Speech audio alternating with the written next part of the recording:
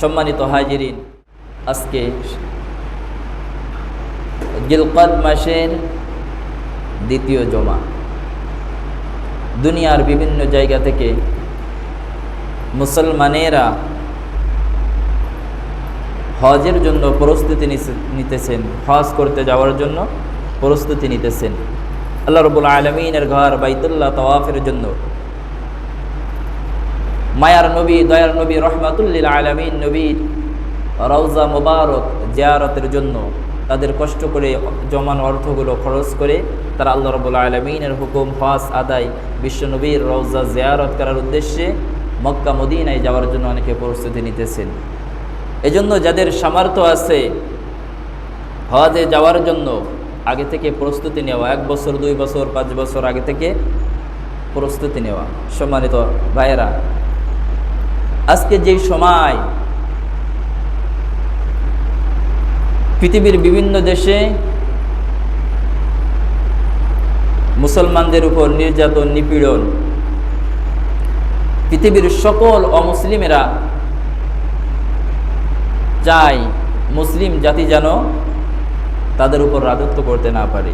আর আল্লাহ রাব্বুল আলামিন চান গোটা দুনিয়ার রাজত্ব মুসলমানদেরকে আল্লাহ রাব্বুল আলামিন দেবেন। সুবহানাল্লাহ। কারণ এই পৃথিবীতে 750 কোটি মানুষের ভিতর একমাত্র মুসলমান যারা আল্লাহ রাব্বুল আলামিন এদেরকেই ভালোবাসেন।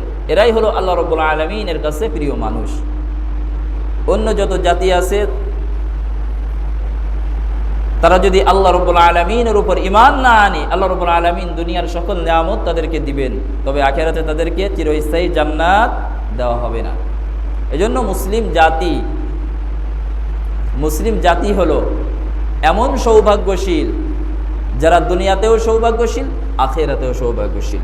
সম্মানিত হাজিরিন, কোরআনুল কারীমের আজকে আমি সূরা আল ইমরানের 169 নম্বর আয়াতে কারিমা তেলাওয়াত করেছি।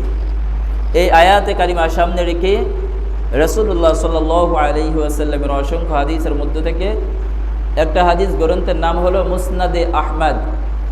ইমাম আহমদ ইবনে হাম্বল রহমতুল্লাহি আলাইহি তিনি যে হাদিসের গ্রন্থটা সংকলন করেছেন, মুসনাদে আহমদ তার নামের সাথে মিল রেখে এই হাদিসের গ্রন্থটা সংকলন করা হয়েছে। এই হাদিসের গ্রন্থ থেকে ছোট একটা হাদিস, কোরআনের একটা আয়াতের উপর আজকে আমি আলোচনা করব। আমাদের বর্তমান সময়ের প্রেক্ষাপটে আল্লাহ রাব্বুল আলামিন সূরা আল ইমরানের 169 নম্বর আয়াতে কারিমার ভিতর আল্লাহ রাব্বুল আলামিন ইরশাদ করতেছেন, ওয়ালা তাহসাবান্নাল্লাযীনা কুতিলু ফি সাবিলিল্লাহি আমওয়াতা বাল আহইয়াউন ইনদা রাব্বিহিম ইরসাকুন।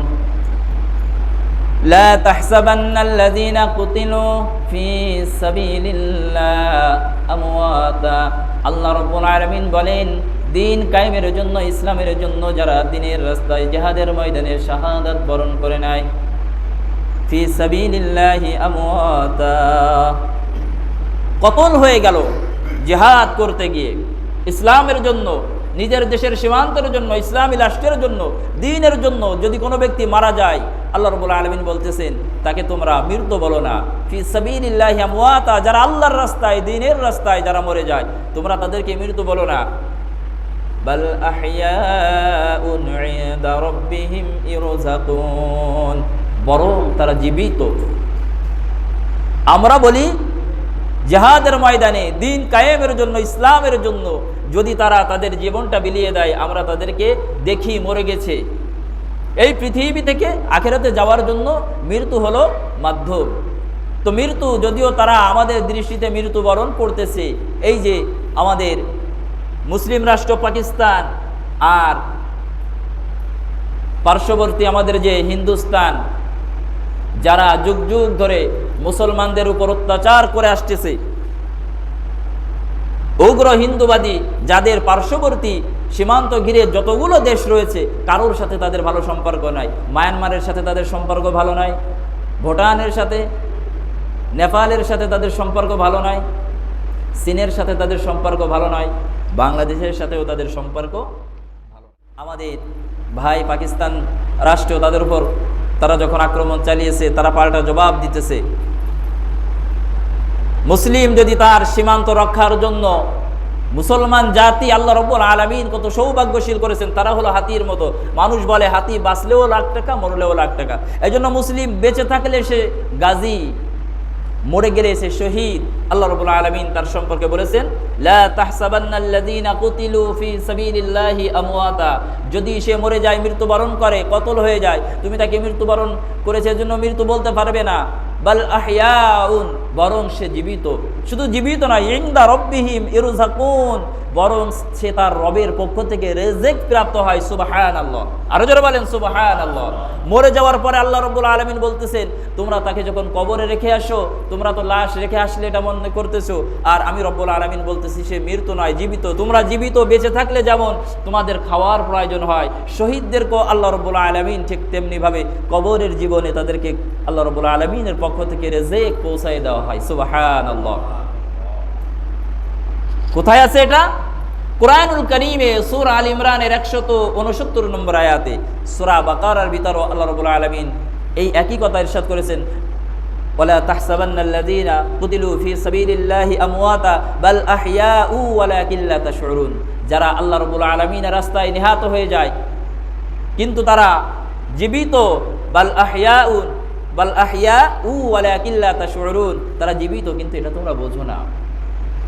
তোমরা যদি বুঝতে তাহলে প্রত্যেকেই ওমর রাদিয়াল্লাহু তাআলা আনহু যেমন আল্লাহ রাব্বুল আলামিনের কাছে দোয়া করতেন, আল্লাহুম্মা রযুকনা শাহাদাতান ফি সাবিলিক ওয়াজআল মাউতানা ফি বালাদি রাসূলিক। আল্লাহুম্মা রযুকনা শাহাদাতান ফি সাবিলিক, ও আল্লাহ তুমি আমাকে তোমার দ্বীনের রাস্তার মৃত্যু দিও, শহীদি মৃত্যু দিও। ওয়াজআল মাউতানা ফি বালাদি রাসূলিক, আর মৃত্যু যখন দিবা সবথেকে দামি শহর রাসূলের শহর মদিনায় আমাকে মৃত্যু দিও। সুবহানাল্লাহ।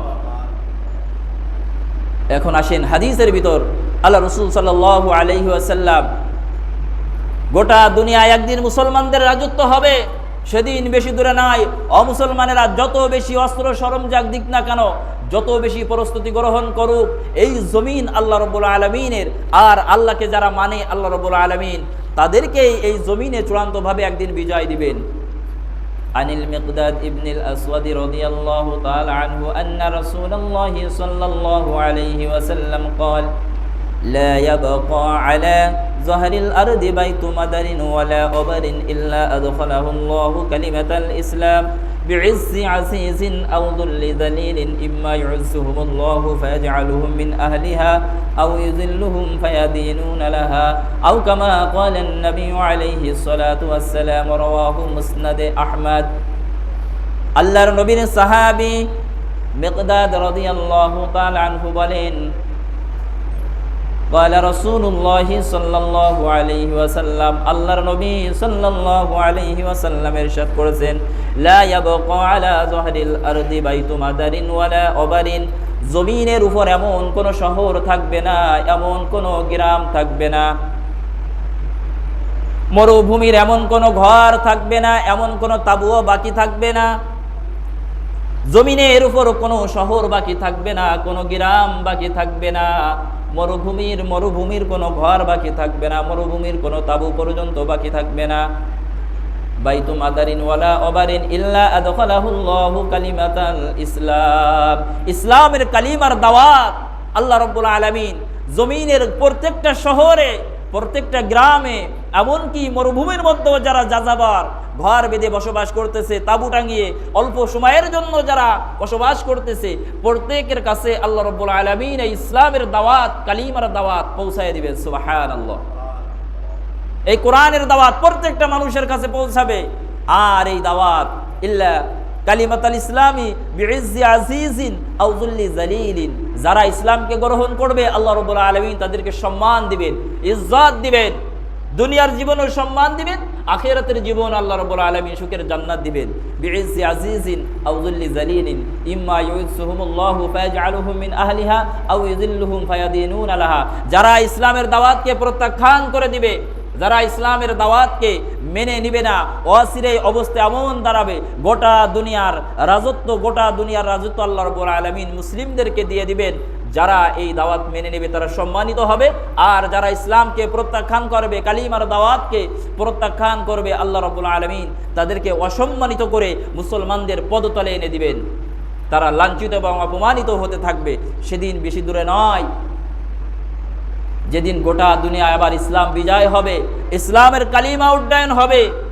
মুসলমানদের সাময়িক পরাজয়, সাময়িক বিপর্যয় এটা থাকতেই পারে, তবে স্থায়ীভাবে মুসলমানদের কখনো সাময়িক পরাজয়, স্থায়ীভাবে এটা পরাজয় থাকবে না। সম্মানিত ভাইয়েরা, এজন্য আল্লাহ রাব্বুল আলামিন ইরশাদ করেছেন, লা তাহসাবান্নাল্লাযীনা কুতিলু ফী সাবিলিল্লাহি আমওয়াতা। এই ইসলামের দাওয়াতকে দিতে গিয়ে, ইসলামকে মানুষের কাছে পৌঁছায় দিতে গিয়ে, কালিমার দাওয়াত মানুষের দ্বারে দ্বারে দিতে গিয়ে যদি কেউ মরে যায়, তোমরা তাকে মৃত বলো না, বাল আহইয়াউন, বরং সে জীবিত, ইনদা রাব্বিহিম ইরযাকুন, সে তার রবের পক্ষ থেকে রিজিক প্রাপ্ত হয়। উহুদের যুদ্ধে আল্লাহ রাসূল সাল্লাল্লাহু আলাইহি ওয়াসাল্লাম যখন মদিনায় গেলেন, 1 বছর পর বদরের যুদ্ধ হলো, পরের বছর উহুদের যুদ্ধ হলো। উহুদের যুদ্ধে 70 জন সাহাবী শাহাদাত বরণ করেছিলেন। কতজন বলেন? 70 জন সাহাবী। উহুদের যুদ্ধের আগের দিন রাত্রে আল্লাহ রাসূল সাল্লাল্লাহু আলাইহি ওয়াসাল্লাম স্বপ্নে দেখলেন। নবীদের ওহী এবং স্বপ্ন একই রকম। বিশ্ব নবী উহুদের যুদ্ধের আগের রাত্রে স্বপ্ন দেখলেন, নিজের হাতে 70 জন সাহাবীকে বিশ্ব নবী কুরবানি দিতেছেন। আল্লাহর নবী ফজরের নামাজের পর 14ই শাওয়াল জুমার দিন, শনিবারের দিন 15ই শাওয়াল যখন উহুদের যুদ্ধ শুরু হবে, উহুদের ময়দানে যাওয়ার আগে সাহাবীদেরকে বললেন, ও আমার সাহাবীরা, রাতের বেলা আমি স্বপ্ন দেখেছি 70 জন সাহাবীকে আমি নিজের হাতে কুরবানি দিতেছি। সাহাবীরা জিজ্ঞাসা করলেন, ওগো আল্লাহর নবী, এই স্বপ্নের কি তাবির আপনি করবেন? বিশ্বনবী বললেন, ও আমার সাহাবীরা, তোমরা শোনো, উহুদের ময়দানে আমার হাতে গড়া 70 জন সাহাবী শহীদ হয়ে যাবে। শাহাদাতের পেয়ালা পান করে তারা আল্লাহর জান্নাতের মেহমান হয়ে যাবে। সুবহানাল্লাহ। সাহাবীরা বুঝেছিলেন বিশ্ব নবীর কথা, এই সূর্য এখন উঠেছে এটা যেমন সত্য, বিশ্ব নবীর কথাও এমন সত্য ছিল। সাহাবীদের মধ্যে আল্লাহ রাব্বুল আলামিন অনেককে সে যে শহীদ হবে এটা সে আগে থেকেই বুঝেছিলেন। তার মধ্যে একজন ছিলেন আব্দুল্লাহ আনসারী সাহাবী। এই আব্দুল্লাহ আনসারী, তার ছেলের নাম ছিল জাবের। তার ছেলে আব্দুল্লাহ ইবনে জাবের রাদিয়াল্লাহু তাআলা আনহু তার ছেলে জাবেরকে সকাল বেলায় জিহাদের ময়দানে যাওয়ার আগে তিনি ডাকলেন, ও আমার সন্তান, এদিকে আসো। জাবের রাদিয়াল্লাহু তাআলা আনহুকে ডাক দিয়ে বললেন, তুমি কি বিশ্ব নবীর ঘোষণা শুনেছো? উহুদের ময়দানে বিশ্ব নবী ঘোষণা দিয়েছেন, স্বপ্নের তাবির করেছেন, 70 জন সাহাবী শহীদ হয়ে যাবে। যারা শহীদ হয়ে যাবে তোমার আব্বা কিন্তু তাদের মধ্যে প্রথম সারির শহীদের তালিকায় তোমার আব্বা থাকবে। কারণ বিগত 3টা দিন আমি দুনিয়ার কোনো কাজের মধ্যে শান্তি পাই না, দুনিয়ার কোনো কাজে আমার মন বসে না। আমার কাছে মনে হয় যেন আমি অচিরেই আখিরাতে চলে যাব। আখিরাতের বাণী আমার জন্য অপেক্ষা করতেছে। আখিরাতের কথা চিন্তা করলে আমার অন্তরের মধ্যে প্রশান্তি আসে, আমার অন্তরের মধ্যে ভালো লাগে। এই 3টা দিন দুনিয়ার কোনো কাজে কিন্তু আমার মন বসতেছে না। সুতরাং ও জাবের, তোমার আব্বা জিহাদের ময়দানে যাবে, জীবনের শেষবারের মতো বাবার চেহারা দেখে নাও। এই দুনিয়াতে আব্বা বলে ডাকার মতো তোমার আর কেউ থাকবে না। কারণ বাবা হলো সেই জিনিস যারা হলো সন্তানের জন্য বট বৃক্ষের মতো ছায়া। সন্তানের সকল বিপদ আপদে, সন্তানের সুখের জন্য বাবা তার জীবনের সব কিছু উজাড় করে বিসর্জন করে দিতে পারেন। ঠিক কিনা বলেন? সবাই বলেন ঠিক কিনা? যাদের সন্তান আছে তারা বলেন ঠিক কিনা? যে সন্তানের জন্য বাবা সারা জীবন কষ্ট করে, কখনো একবার চিন্তা করে না আমার এই কষ্ট কিসের জন্য। এজন্য আব্দুল্লাহ আনসারী সাহাবী তার সন্তানকে ডাক দিলেন, বাবা, আজকের পর তুমি কিন্তু আর আব্বা ডাকতে পারবে না। উহুদের ময়দানে চলে যাব, আমি শহীদ হয়ে যাব, তুমি আমার চেহারাটা দেখে নাও। ঠিক উহুদের ময়দানে 70 জন সাহাবী যারা শহীদ হয়েছিলেন, আব্দুল্লাহ আনসারী সাহাবী তাদের মধ্যে একজন প্রথম সারির শহীদ ছিলেন। কিন্তু উহুদের ময়দানে যারা শহীদ হয়ে গিয়েছিলেন, শহীদরা যারা মৃত্যুবরণ করবে, আল্লাহর রাসূল সাল্লাল্লাহু আলাইহি ওয়াসাল্লাম বলেন, আমিও যদি মরে যাই স্বাভাবিক মৃত্যু হয়, তবুও আমাকে গোসল দেওয়া লাগবে। কিন্তু যারা শহীদ হবে তাদের গোসলের কোনো প্রয়োজন নাই। যেই পোশাকে তারা শহীদ হয়ে যাবে ওই পোশাকে তাদেরকে কবরস্থ করে দিবে। যেই যেই স্থান থেকে তাদের আঘাত লেগেছে, রক্ত বের হয়েছে, কিয়ামতের ময়দানে তারা যখন উঠবে ওই স্থানগুলো দিয়ে টপ টপ করে রক্ত বের হবে, তবে ওই রক্ত থেকে মেশকে আম্বারের ঘ্রাণ বের হতে থাকবে। সুবহানাল্লাহ।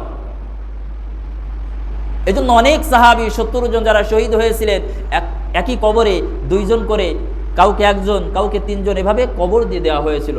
আব্দুল্লাহ আনসারীর সাথে আর একজন সাহাবীর কবর দেওয়া হয়েছিল। তানার ছেলে জাবের আল্লাহ রসুল সাল্লাল্লাহু আলাইহি ওয়াসাল্লামের কাছে এসে বললেন, ইয়া রাসূলুল্লাহ, আমার আব্বা আব্দুল্লাহ আনসারী সাহাবী শহীদ হয়ে গেছেন, তবে আমাকে অনেক ঋণী করে গেছেন। প্রায় 1 লক্ষ দিনার দিরহাম আমার আব্বা মানুষের কাছ থেকে কর্জ করেছেন। এজন্য পাওনাদারের আমাকে এসে বারবার তাগিদ দিতেছি, ইয়া রাসূলুল্লাহ, আমি তো তাদের পাওনা পরিশোধ করার কোনো উপায় দেখতেছি না। তবে আমার আব্বা ছোট্ট একটা খেজুর বাগান রেখে গেছে আমার জন্য, একেবারে ছোট।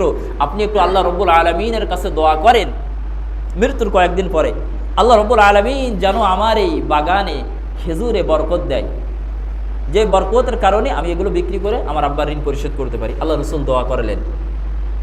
আল্লাহ রসুলের দোয়া তো বুঝতেছেন, আল্লাহ রসুল সাল্লাল্লাহু আলাইহি ওয়াসাল্লাম হাত উঠাতে দেরি আছে, আল্লাহ রাব্বুল আলামিনের কবুল করতে দেরি নাই। সুবহানাল্লাহ। এমনকি বিশ্বনবী মনে মনে যা চিন্তা করতেন তাও আল্লাহ রাব্বুল আলামিন সাথে সাথে কবুল করে নিয়েছেন। সুবহানাল্লাহ। বিশ্বনবী দোয়া করলেন, আল্লাহ রাব্বুল আলামিন আব্দুল্লাহ আনসারী সাহাবীর যে ছোট্ট খেজুর বাগান ছিল এত বরকত দিলেন, এত খেজুর হলো, কয়েক মাস যেতে না যেতেই সেই 1 লক্ষ দিরহাম দিনার যে পাওনা ছিল খেজুর বিক্রি করে সবার পাওনা পরিশোধ করে দিলেন তানার ছেলে জাবের। সুবহানাল্লাহ। 6 মাস যাওয়ার পর তানার ছেলে বলতেছে, ইয়া রাসূলুল্লাহ, আল্লাহ রাব্বুল আলামিন আমাকে সচ্ছলতা দিয়েছেন, আপনি যদি হুকুম দেন আমি আমার আব্বার কবরটা দেখে রেখেছি। কোন কবর আমার আব্বাকে রাখা হয়েছে? আমার আব্বাকে তো আরেকজনের সাথে কবর দিয়েছেন। আপনি যদি আমাকে বলেন আমার আব্বার কবরটা আবার খুঁড়ে আমার আব্বার দেহটাকে বের করে এককভাবে আর একটু সরাই আমার আব্বার কবরটা আমি দিব। আল্লাহ রসুল বললেন, ঠিক আছে, তোমার যখন মনে যাচ্ছে তুমি আর আব্বার কবরটা তুমি ওই কবর থেকে বের করে আবার তাকে আর এক স্থানে নিয়ে কবর দিতে পারবে। আল্লাহর নবীর অর্ডার পাওয়ার পর জাবের রাদিয়াল্লাহু তাআলা আনহু তানার আব্বা আব্দুল্লাহ আনসারী সাহাবীর কবরটা আবার খনন করলেন। কিন্তু কবরটা খনন করার পর তানার আব্বা আব্দুল্লাহ আনসারী সাহাবীর দেহটা যখন বের করা হলো, দেহর দিকে তাকায় মনে হচ্ছিল কিছুক্ষণ আগে তাকে কবরে রাখা হয়েছে। সুবহানাল্লাহ। কত মাস পরে বলেন? 6 মাস পরে। 6 মাস পরে একেবারে যেমন যেভাবে লাশ রাখা হয়েছিল একই রকম অবস্থায় লাশটা রয়েছে। আল্লাহ রাব্বুল আলামিন যে বললেন, লা তাহসাবান্নাল্লাযীনা কুতিলু ফি সাবিলিল্লাহি আমওয়াতা, যারা আল্লাহর রাস্তায় মরে যায় তোমরা এদেরকে মৃত্যুবরণ, এরা কবরে জীবিত, আল্লাহর পক্ষ থেকে এরা রিজিক প্রাপ্ত হয়। এজন্য বিশ্বনবী বলেছেন, আমিও মারা গেলে আমাকে গোসল দিও, কিন্তু শহীদকে গোসল দেওয়া হবে না। ওই অবস্থায় তার জানাজার নামাজ পড়ে যেই পোশাক আছে ওই পোশাকে কবর দিয়ে দাও। কিয়ামতের দিন সে ওই একই অবস্থায় আল্লাহ রাব্বুল আলামিনের সামনে উঠবে। আল্লাহ রাব্বুল আলামিনের কাছে সে তার প্রমাণ, শাহাদা, শহীদ শব্দের অর্থ, আমি সাক্ষ্য দিলাম আমার জীবনটা দিয়ে আল্লাহ তোমার দিন কায়েমের জন্য, আমার সবথেকে দামি জিনিস ছিল আমার জীবন, এটা দিয়েই আমি তোমার দিনের জন্য সাক্ষী হয়ে থাকলাম। সম্মানিত ভাইয়েরা, ইতিমধ্যে দেখতেছি যে রাষ্ট্র হিন্দুস্তান, যার সম্পর্কে আমার রসুল 1450 বছর আগে বলে গেছেন যে এমন একটা রাষ্ট্র থাকবে হিন্দুস্তান, ও সাহাবীরা কিয়ামতের আগ মুহূর্তে ওই মুশরিকের দল গোটা দুনিয়ার মুসলিমদের সাথে তাদের শত্রুতা বেড়ে যাবে। এমনকি গজওয়াতুল হিন্দ নামে মুসলিমদের সাথে তাদের একটা রক্তক্ষয়ী সংঘর্ষ হবে। ওই যুদ্ধে যদি আমি রসুল হায়াতে পাই আমিও ওই যুদ্ধে অংশগ্রহণ করতাম। তোমরা যদি হায়াতে পাও তোমরা ওই গজওয়াতুল হিন্দে অংশগ্রহণ করবে। আমার সাথে যতগুলো জিহাদে যারা শহীদ হয়েছে তারা যেমন জান্নাতি, ওই শেষ জামানায় ওই হিন্দুস্তানের সাথে মুসলমানদের সাথে যখন যুদ্ধ বাঁধবে ওই যুদ্ধ যারা শহীদ হবে তারাও ঠিক তেমন জান্নাতি। সুবহানাল্লাহ। আজকে পাকিস্তানের সাথে তারা, তাদের অস্ত্র বেশি, তাদের দেশের সীমান্ত বড় বেশি, তাদের সাময়িক শক্তির তারা বেশি পাওয়ার দেখায়, কিন্তু আল্লাহ রাব্বুল আলামিন মুসলমান মরলে শহীদ বাঁচলে গাজী, এজন্য মুসলমান মরার জন্য ইতিমধ্যে দেখতেছি ইন্ডিয়ার আর্মিগুলো তারা আফসোস শুরু করে দিয়েছে। মোদি এমন একজন রাষ্ট্রপ্রধান, ওর কোনো বউ নাই, স্ত্রী নাই, সন্তান নাই, এজন্য ওর কোনো চিন্তা নাই ওর কেউ মরলো কিনা, কেউ বাঁচলো কিনা। আমরা প্রত্যেকটা আর্মি, আমাদের স্ত্রী আছে, তারা বলতেছে তাদের সন্তান আছে, আমরা যদি মরে যাই আমাদের ভবিষ্যৎ কি হবে? মোদির তো কেউ নাই, স্ত্রী নাই, সন্তান নাই, ও তো সারা হাট খুঁড়ো, ওর তো কেউ নাই, ওর মরার কোনো চিন্তা নাই। এজন্য তারা পায়ে পড়ে আমাদের মিত্র রাষ্ট্র, আমাদের বন্ধু রাষ্ট্র, আমাদের ভাইদের রাষ্ট্র পাকিস্তানে তারা হামলা চালিয়েছে। কিন্তু তারা যতটা সহজ মনে করেছে এতটা সহজে তাদেরকে ছেড়ে দেওয়া হবে না। ভারতের পারমাণবিক বোমা রয়েছে 172টি, পাকিস্তানের আছে 170টি, দুইটার ডিফারেন্স। তার মধ্যে 130টি হলো শুধুমাত্র ভারতের দিকে তাক করা। 170টির 130টি তারা ভারতের দিকে তাক করে রেখেছে। তাদের যে দূরপাল্লার ক্ষেপণাস্ত্রগুলো আছে, ভারতের গণমাধ্যমে এখন সংবাদ বলতেছে পাকিস্তানের যে ব্যালিস্টিক ক্ষেপণাস্ত্র রয়েছে, পাকিস্তান থেকে তারা এমনভাবে ক্ষেপণাস্ত্রগুলো তারা ফিট করে রেখেছে, ভারতের ভিতরে যে কোনো জায়গায় 2000 কিলোমিটার 2200 কিলোমিটার দূরে গিয়েও তাদের লক্ষ্য বস্তুতে তারা আঘাত হানতে সক্ষম। ইতিমধ্যে ভারতের একজন ক্যাপ্টেন আবদুল্লাহ নামক একজন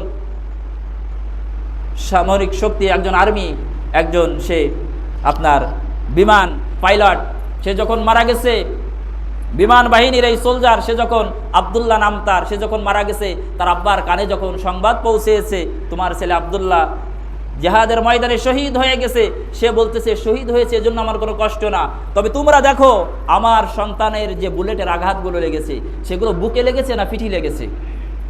যদি পিঠে আঘাত লাগে ওই সন্তানকে আমার বাড়ি কবর দেওয়ার জন্য আনার প্রয়োজন নাই। আর যদি দেখো সে সামনাসামনি শত্রুর মুখোমুখি হয়ে তার বুকে গুলি লেগেছে, তাহলে ওই সন্তানকে আমার কাছে নিয়ে আসো, আমার বাড়ির কবরস্থানে জায়গা হবে। তারা যখন তার পোশাকটা খুলে দেখতেছে, তারা দেখেছে তার বুকে 22টি বুলেটের আঘাত লেগেছে, 22টি বুলেটের আঘাত রয়েছে। এজন্য তারা তার বাবাকে আবার ফোন দিয়ে বলতেছে, স্যার আপনার কপাল ভালো, আল্লাহ রাব্বুল আলামিন আপনার সন্তানকে সামনাসামনি সে জিহাদের ময়দানে শহীদ হয়েছে, 22টি বুলেটের আঘাত রয়েছে, আপনার ছেলে অবশ্যই শহীদই মৃত্যুবরণ করেছে। সুবহানাল্লাহ। তারপর আমরা দেখলাম আয়েশা সিদ্দিকা নামক একজন মহিলা পাইলট, সে ভারতের যুদ্ধ বিমান ধ্বংস করেছে। আর আমার দেশের নাস্তিক মার্কা মেয়েরা, মহিলাগুলো তারা নারীবাদী আন্দোলন নিয়ে ব্যস্ত। উভয়ে তো নারী, তাদের মধ্যে আর আমাদের মধ্যে আকাশ আর জমিনের ডিফারেন্স। এজন্য আমরা আমাদের ভাইদের জন্য দোয়া করব। বছরের পর বছর এই হিন্দুস্তান রাষ্ট্রটা আমাদের মুসলমান ভাইদেরকে তারা কষ্ট দিতেছে। মুসলিমদেরকে দেখলেই তাদের গাত্রদাহ শুরু হয়ে যায়। গোটা দুনিয়ায় তাদের ইচ্ছা তারা রাম রাজ্য কায়েম করবে, কিন্তু আল্লাহ রাব্বুল আলামিনের ইচ্ছা গোটা দুনিয়ায় মুসলিমদেরকে তিনি রাজত্ব দিবেন। তাদের এই কল্পনা, তাদের এই স্বপ্ন কোনোদিন বাস্তবায়ন হবে না। বাস্তবায়ন হবেন ওয়ামাকারু ওয়ামাকারাল্লাহ আল্লাহু খায়রুল মাকিরিন। তোমরা আল্লাহ রাব্বুল আলামিনের বিরুদ্ধে ষড়যন্ত্র করো, আর আল্লাহ রাব্বুল আলামিন একটা কৌশল করে রাখেন। আল্লাহ রাব্বুল আলামিন যেটাই চান এটাই বাস্তবায়িত হবে। এজন্য আমরা দোয়া করব সর্বাত্মকভাবে আল্লাহ রাব্বুল আলামিন যেন পাকিস্তানকে সাহায্য দেয়, পাকিস্তানের প্রত্যেকটি সৈনিকের মনোবল বাড়িয়ে দেয়। আর ওই গরুর মুত এবং গোবর খাওয়া যে সৈনিকগুলো রয়েছে, আল্লাহ রাব্বুল আলামিন আমাদের জন্য হালাল করেছেন গরুর মাংস এবং দুধ, আর তারা খায় গরুর মুত আর গোবর। কত বড় একটা নির্বোধ জাতি! এই জাতির আল্লাহ রাব্বুল আলামিন যেন তাদের হৃদয়ে যে কম্পন শুরু হয়েছে, এই কম্পনটা আরও বাড়িয়ে দেন, যাতে করে তারা মুসলমান রাষ্ট্রের দিকে চোখ তোলার আগে বারবার ভেবে নেয়। কারণ ইতিমধ্যে পাকিস্তান বলেছে যদি আমাদের উপর হামলা করো, আমরাও টার্গেট করে রেখেছি তোমাদের দিল্লি একেবারে। কারণ তারা কিছুদিন আগে বলেছিল ওই পাকিস্তানকে তারা গাজা শহরের মতো পরিণত করতে চায়, এটা তাদের মনের আবেগ। আর পাকিস্তান বলেছে তোমাদের দিল্লি শহরকে আমরা নিশ্চিহ্ন করে দেব তোমরা যদি বেশি বাড়াবাড়ি করো। আল্লাহ রাব্বুল আলামিন যেন আমার ভাই মুসলিম রাষ্ট্র পাকিস্তান তাদেরকে সর্বাত্মকভাবে সাহায্য সহযোগিতা করেন, আল্লাহর মদদ দান করেন, যুদ্ধের ময়দানে তাদেরকে দৃঢ় অবস্থানে রাখেন, যাতে করে মরলে তারা শহীদ হবে, তাদের জন্য কোনো ভয় নেই। আর ওই মুশরিকগুলো মরার সাথে সাথে পোড়ায়ে দুনিয়ার আগুন থেকে সূচনা করে দেওয়া হবে, তোদের এটা দিয়েই শুরু হয়েছে, সামনের কবরের জীবন এই আগুন তোদের একমাত্র ঠিকানা। আল্লাহ রাব্বুল আলামিন আজকে আমরা যেই কথাগুলো শুনেছি প্রত্যেকটা মুসলমানদেরকে ইসলামের পক্ষে, কালিমার পক্ষে, আমার মুসলমান ভাইদের পক্ষে থেকে তাদের জন্য দোয়া সহযোগিতা আল্লাহ রাব্বুল আলামিনের কাছে তাদের জন্য আমাদেরকে দোয়া করার তৌফিক যেন আল্লাহ রাব্বুল আলামিন দান করেন, এবং আমার দেশের সীমান্তেও যেন কোনো প্রকার সমস্যা তারা করতে না পারে। আমার দেশের বর্ডার গার্ড যারা আছে, আর্মি যারা আছে, প্রত্যেকটা সাময়িক বাহিনীকে যেন আল্লাহ রাব্বুল আলামিন দৃঢ় পদে রাখেন, তাদের নিজেদের দায়িত্বে অটল রাখেন। আল্লাহ কবুল করে নেন, বলেন।